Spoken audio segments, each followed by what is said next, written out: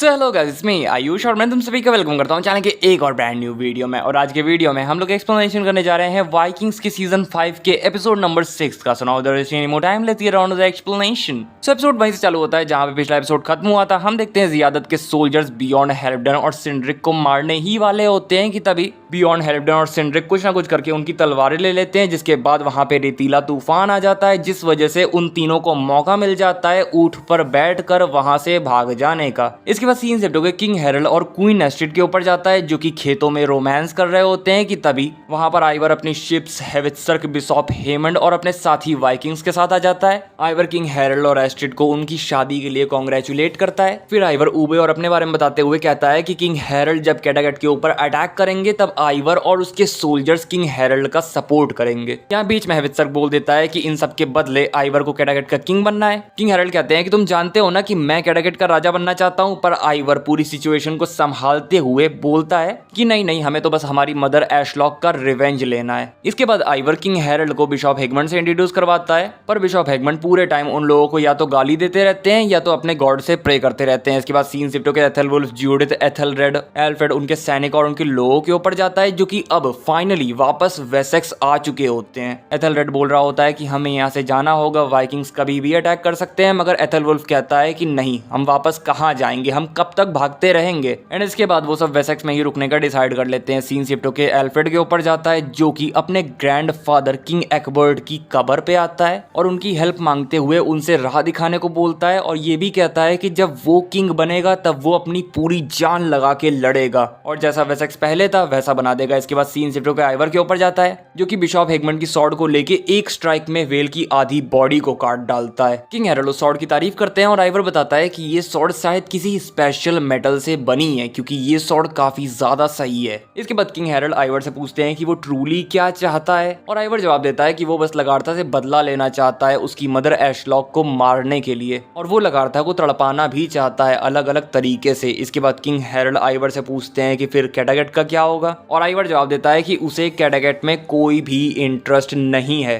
इसके बाद scene shift होता है फ्लॉकी उन कुछ गिने चुने लोगों के साथ उस आइलैंड पे जाने की तैयारी कर रहा होता है कि तभी वहां पे लगार्था अपनी फोर्सेस को लेके आ जाती है। फ्लॉकी को मालूम पड़ता है गूथरम ने उन्हें धोखा दिया है, गूथरम ने उनके प्लान के बारे में लगार्था को बताया है, और गूथरम जवाब देता है कि उसने ऐसा इसलिए किया क्योंकि फ्लॉकी ने कहा था कि उस जगह में, उस आइलैंड में कोई भी लड़ाई होएगी ही नहीं, जिस वजह से गूथरम लड़ते लड़ते कभी मर ही नहीं पाएगा, यानी कि वो अपने फादर जालबॉर्ग से वैलहैला में जाके कभी मिल ही नहीं पाएगा। फिर लगार्था सबसे बोलने लगती है कि आज तक उसने उन सब के साथ कुछ भी बुरा नहीं किया है, सब कुछ अच्छा किया है, और वो लोग जानते हैं कि कैटागट के ऊपर अभी खतरा मंडरा रहा है, मगर फिर भी वो कैटागट छोड़ के जा रहे हैं। सब लोग बोलने लगते हैं फ्लॉकी ने उन्हें मैनिपुलेट किया। एयूड बोलती है कि उसे लगा कि फ्लॉकी नहीं है जो कि उसे बुला रहा है, बल्कि गॉड्स है जो कि फ्लॉकी के द्वारा उसे बुला रहे हैं। लगार्था बोलती है कि उसे अपने जीवन में बहुत सारे धोखे मिले हैं और अभी तक वो इन धोखों से मुक्त नहीं हो पाई है, उसे आज तक धोखे मिलते रहते हैं। और इसके बाद लगार्था उन सभी लोगों को फ्लॉकी के साथ जाने की परमिशन दे देती है, क्योंकि उन लोगों को उनकी विल के अगेंस्ट फोर्स करके यहाँ रखना सही नहीं है। इसके बाद लगार्था वहां चली जाती है और मरगरेट वापस से ऊबे से बोलने लगती है कि लगार्था देखो कितनी कमजोर हो रही है, वो इन लोगों को जाने दे रही है। फिर यूडा के फादर कहते हैं कि लगार्था कितनी अच्छी औरत है, मैं विश्वास नहीं कर सकता कि उसने एक्चुअल में हमें जाने की परमिशन दे दी। मगर एयूड बोलती है कि लगार्था एक औरत है जिस वजह से उसने हमें जाने की परमिशन दे दी, अगर कोई आदमी होता तो वो हमें जाने की परमिशन ना देता। इसके बाद सीन शिफ्ट होकर आइवर के ऊपर जाता है, जो कि बिशॉप हेगमंड के पास आके उन्हें बताता है कि वो अपने भाई ऊबे और लगार्था के अगेंस्ट वॉर लड़ने वाला है, और वो चाहता है कि बिशॉप हेगमंड उसके साइड से लड़े, वरना आइवर उन्हें जान से मार डालेगा। बिशॉप हेगमंड कहते हैं कि वो मरने से नहीं डरते, और आइवर कहता है यार मैं तुम्हें अपना रिलीजन चेंज करने को थोड़े बोल रहा हूँ, ना ही क्रिश्चियंस को मारने को बोल रहा हूँ, मैं तो बस उन्हीं वाइकिंग्स को मारने को कह रहा हूँ जिनसे तुम खुद नफरत करते हो। बिशॉप हेगमंड पूछते हैं कि आखिर क्यों आइवर उन्हें ये चॉइस दे रहा है, और आइवर जवाब देता है कि क्योंकि वो बिशॉप हेगमंड की तरह एक ग्रेट वॉरियर बनना चाहता है, जिस वजह से उसने बिशॉप हेगमंड की जान बचाई है। इसके बाद सीन शिफ्ट होकर फ्लॉकी के ऊपर जाता है, जो कि अपने साथ उन कुछ गिने चुने लोगों को लेके उस आइलैंड के पास आ गया होता है। इसके बाद सीन शिफ्ट होकर हेवित्सर्क के ऊपर जाता है, जो कि आइवर के पास आके उससे पूछता है कि आखिरकार आइवर ने क्यों किंग हेरल्ड को बोला कि उसे कैटागट में कोई इंटरेस्ट नहीं है।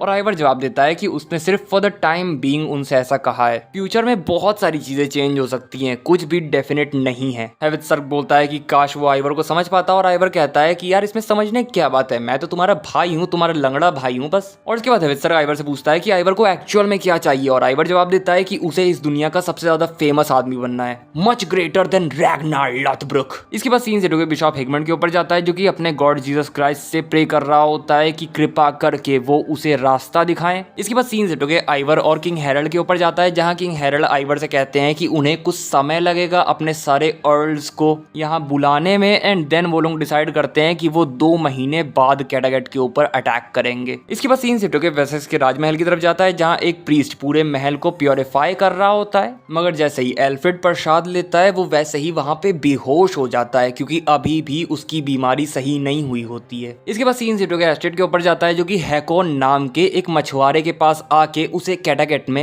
एक मैसेज भिजवाने का काम देती है, और बोलती है कि इन रिटर्न वो उसे बहुत सारा सोना चांदी देगी। ये चीज डेंजरस तो है, मगर फिर भी वो बंदा ये चीज करने को मान जाता है, मगर उसे इन रिटर्न में सिर्फ सोना चांदी नहीं चाहिए, बल्कि एस्टेट के साथ सेक्स भी करना है। इसके बाद सीन सेटो के फ्लॉकी के ऊपर जाता है, जिसके साथ उन कुछ लोगों को वहां उस आइलैंड पे ट्रैवल करते करते बहुत समय हो गया होता है, मगर अभी तक उन्हें अच्छी जमीन नहीं मिली होती है। और फ्लॉकी उन्हें बताता है कि उन्हें बस कुछ और दिन ट्रैवल करना है और फिर वो लोग पहुंच जाएंगे। फ्लॉकी बोलता है कि अभी तो उन लोगों को बहुत ही गुस्सा आ रहा होगा कि फ्लॉकी उन्हें यहाँ पर ले आया है, मगर फ्लॉकी उन्हें अश्योरिटी देता है कि कुछ दिनों बाद वो लोग फ्लॉकी को थैंक्स बोल रहे होंगे यहाँ पे लाने के लिए। इसके बाद सीन सेटो के एस्टेट के ऊपर जाता है, जो कि एक चाकू को अपने साथ लेके हैकून के पास जाती है। हैकून को प्रॉमिस किया हुआ गोल्ड और सिल्वर देती है, एंड फिर हैकून उसके साथ सेक्स करता है। जो चाकू एस्टेट अपने साथ लाई होती है, वो उस चाकू का इस्तेमाल करके हैकून को एक समय पे मारने का सोचती है, मगर लगार्था के बारे में सोच के रुक जाती है, क्योंकि वो यहाँ पे चाह रही होती है कि लगार्था को मालूम पड़ जाए कि किंग हेरल्ड और आइवर 2 महीने में कैटागेट के ऊपर अटैक करने वाले हैं। इसके बाद जब हैकून खुद सेक्स कर लेता है, तब वो अपने क्रू के 2 और मेंबर्स को वहां कमरे के अंदर लाता है और बोलता है कि एस्टेट को इन दोनों के साथ भी सेक्स करना पड़ेगा। एस्टेट ऑब्वियसली पहले लड़ने की कोशिश करती है, मगर हैकून बोलता है कि अगर एस्टेट ने इन दोनों के साथ सेक्स नहीं किया तो वो किंग हेरल्ड को बता देगा कि एस्टेट उन्हें धोखा दे रही है, जिस वजह से एस्टेट को ना चाहते हुए भी उन दोनों आदमियों के साथ भी सेक्स करना पड़ता है। इसके बाद हम देखते हैं कि हैकून अपने क्रू के साथ कैटागेट आ गया होता है, जहां वो तुरंत लगार्था को बता देता है कि आइवर और हेरल्ड कैटागेट के ऊपर सिर्फ 2 महीने के अंदर अटैक करने वाले हैं। साथ ही साथ वो बंदा ये भी बता देता है कि किंग हेरल्ड और एस्टेट ने शादी कर ली है। इसके बाद लगार्था कहती है कि हम लोगों को प्रिपरेशंस करनी होगी, एंड फिर लगार्था ऊबे को आर्मी का कमांडर बना देती है। इसके बाद टोरवी और ऊबे प्रिपरेशंस करने चले जाते हैं, मगर लगार्था मार्गरेट को रोकती है और उससे कहती है कि मैंने तुम्हें वार्निंग दी थी कि मेरे खिलाफ बोलना बंद कर दो, मगर तब भी तुमने मेरे खिलाफ बोलना बंद नहीं किया, तो अब ये लास्ट वार्निंग है जो कि मैं तुम्हें दे रही हूँ, और अगर अब से तुमने मेरे खिलाफ बोलना बंद नहीं किया तो मैं तुम्हारी जुबान काट के तुम्हें वापस से एक स्लेव बना दूंगी। मार्गरेट कहती है कि ऊबे ऐसा नहीं होने देगा, मगर लगार्था कहती है कि ऊबे कैटागेट के ऊपर रूल नहीं करता है, कैटागेट की रानी मैं हूँ, मैं जो चाहूंगी वो यहाँ पे होगा। इसके बाद सीन सेटो के बियॉन्ड के ऊपर जाता है, जो कि अब कैटागेट वापस लौट रहा होता है। फिर सीन सेटो के बिशप हेमंड के ऊपर जाता है, जिन्हें की बेइज्जत करते हुए आइवर के पास लाया जाता है, और आइवर उनसे आखिरी बार पूछता है कि क्या वो आइवर के साइड से लड़ेंगे या नहीं, और बिशप हेमंड फाइनली मान जाते हैं। और इसी के साथ ये एपिसोड यहीं पर खत्म हो जाता है। सो गाइस बस यही था वीडियो। अगर वीडियो अच्छा लगा हो तो लाइक कर देना, चैनल पे नए आए हो तो सब्सक्राइब करके बेल आइकन दबा देना। मैं मिलूंगा तुम लोगों से नेक्स्ट वीडियो में, तब तक के लिए बाय बाय टाटा।